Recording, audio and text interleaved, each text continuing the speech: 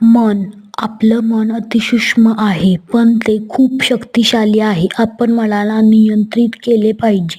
सर्व जग जिंकलं असं होईल. चला एका उदाहरणावरून समजूया.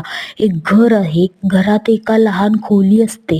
खोलीपेक्षा लहान दरवाजा असतो. दरवाजापेक्षा लहान त्याची कडी असते. कडीपेक्षा लहान कुलूप असते. कुलुपापेक्षा लहान किल्ली असते. लहान किल्लीच्या साहाय्याने घराचा दरवाजा उघडला की साऱ्या घराचा ताबा आपल्या खिशात असतो.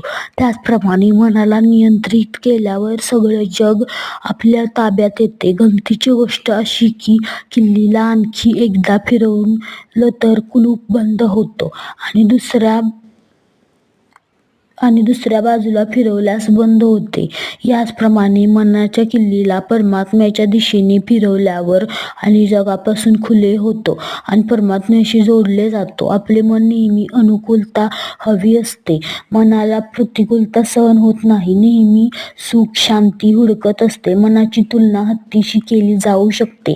हत्तीला कितीही स्वच्छ धुवून उभे करा, परंतु हत्ती सोंडेने माती धुवून अंगावर मारून घेतो. असेच आपल्या मनावरही धूळ माती जमा होते, परंतु समजूतदार महावत अंघोळ घालून त्या हत्तीला खुंटीशी बांधून ठेवतो. तसेच आपण आपल्या मनाला खुंटीरूपी गुरूला बांधून ठेवायचे.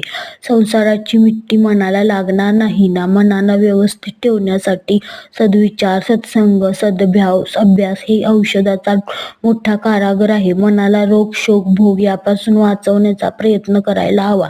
देवाचे नाव घ्या. देण्यासाठी दान आहे, तारण्यासाठी नम्रता आणि डुबण्यासाठी अभिमान.